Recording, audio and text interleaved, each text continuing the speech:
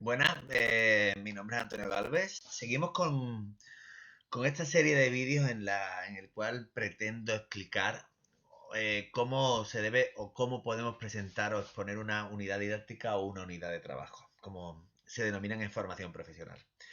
Antes de empezar, me gustaría haceros una recomendación. Nosotros, una vez que ya vamos a exponer nuestra unidad didáctica, previamente hemos tenido que exponer una programación didáctica. Mi recomendación es que utilicemos el esquema que ya hemos realizado en la programación didáctica. Aquí tenéis un ejemplo de cuál podría ser un esquema de programación didáctica que yo, una vez que he finalizado la explicación o la exposición de la programación didáctica, borro, reconfiguro un poco y una vez que lo he reconfigurado, ya lo dejo preparado para yo poder exponer mi unidad didáctica. Una vez que lo he hecho, por supuesto, habiendo pedido permiso al tribunal previamente, comienzo con mi exposición. ¿Cómo comenzamos con la exposición? Pues lo primero que vamos a comenzar es mencionando el título de la unidad didáctica. Os recuerdo que el título es uno de los indicadores de evaluación que aparecían y que vimos en el vídeo anterior y el título ha de ser, en todo caso, ha de ser motivador e interesante para el alumnado. Se puede formular como un enunciado, como un problema o como un interrogante. Aquí tenemos algunos ejemplos de títulos. Por ejemplo, la seguridad social, un paraguas para la vida. O la salud, cosa de todos. Para la unidad didáctica, la cual voy a defender, el título que he escogido es la selección de personal, el camino al éxito. Y esta unidad didáctica va a tener 9 sesiones.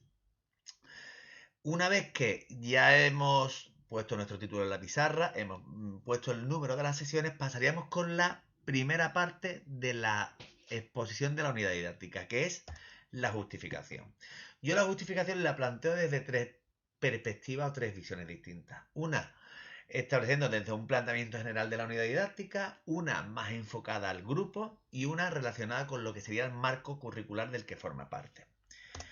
Con respecto al planteamiento general de la unidad didáctica, recomiendo que empecemos dejando claro por qué hemos elegido esta unidad didáctica. Es decir, de las tres posibles unidades didácticas, he elegido la unidad didáctica número 7 por el motivo X, ¿de acuerdo?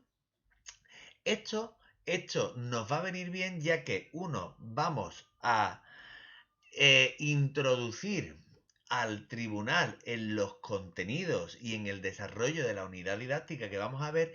Y dos, ya que puede hacer resaltar la importancia de la unidad didáctica dentro del módulo y además va o puede o podemos relacionar la importancia de la unidad didáctica con el contexto, ya sea económico o profesional del alumnado, etcétera. Por lo tanto, una vez que ya hemos planteado, realizado este planteamiento general, pasaríamos a exponer qué es una unidad didáctica. Y una unidad didáctica, existen un gran número de definiciones. A mí me gusta mucho esta definición, dada por el catedrático de didáctica y organización escolar de la Universidad de Málaga, Pérez Gómez, en la cual establece que una unidad didáctica es una unidad de trabajo que articula objetivos, contenidos, metodología y evaluación en torno a un eje o un contenido organizador, por medio de una secuenciación de actividades. Debe de ser coherente y responder a las características y diversidad del alumnado. Como os comento, existen un gran número de definiciones de unidades didácticas. Simplemente es elegir aquella que más nos guste o más se adapte a la unidad didáctica que nosotros vamos a exponer. Y y una vez que nosotros comenzamos y exponemos que es una unidad didáctica, es necesario que nosotros dejemos un reflejo en la programación didáctica, perdón, en la pizarra de lo que voy diciendo. Es decir, si ya he expuesto que es una unidad didáctica, pues voy dejando reflejos, breves anotaciones de lo que voy comentando, de lo que voy exponiéndole al tribunal. Una vez que hemos definido y hemos explicado qué es una unidad didáctica, nos pasamos a comentar cuál sería el perfil el perfil de los alumnos a los cuales va dirigida la unidad didáctica. Y en este caso, ¿qué podemos comentar?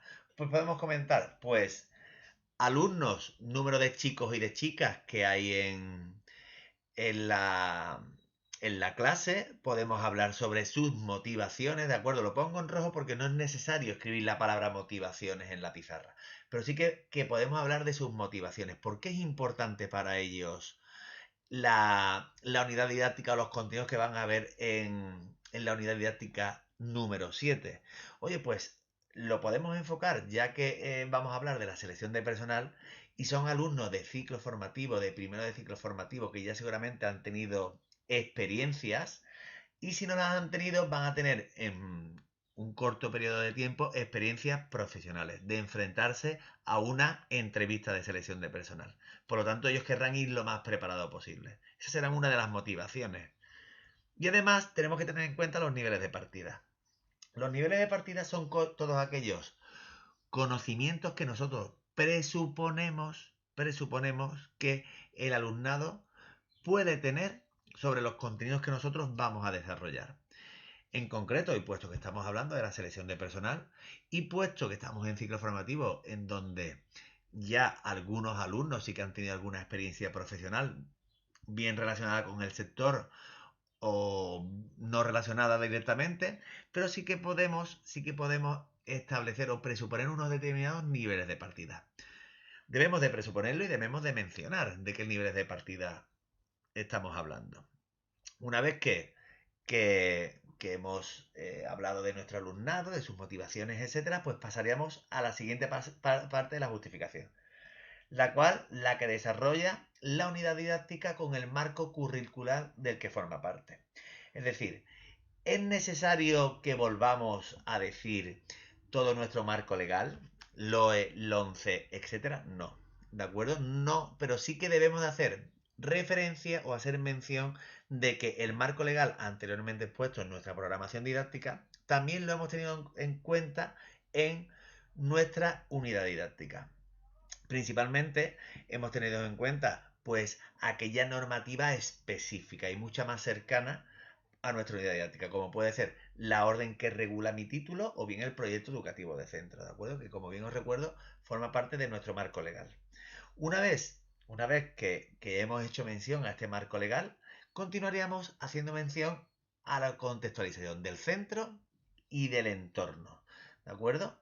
Es decir, para esto debemos mencionar o vincular la unidad didáctica con el contexto en el que con el contexto en el que se desarrolla esta unidad didáctica. Principalmente podemos desde hablar en algunos aspectos del contexto socioeconómico del centro, ¿de acuerdo? Y qué posibilidades hay o cómo nos puede influir a la hora de nosotros poner en práctica esta unidad didáctica, o bien podemos hablar del centro y de los programas formativos que lleva a cabo.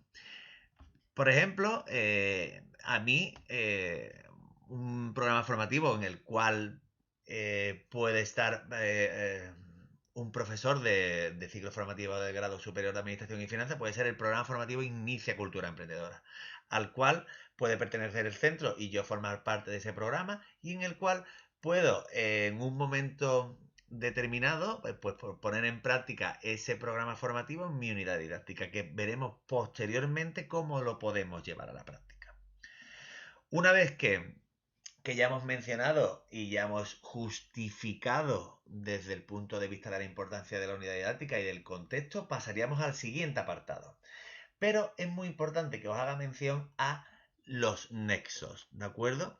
Es decir, debemos de estructurar nuestro discurso para que el discurso sea lo más ameno posible, tenga el mejor ritmo y el mejor tono. Para eso debemos de establecer muy bien los nexos que van de un punto a otro, o de un elemento como es la justificación y contexto al siguiente elemento como serían los objetivos.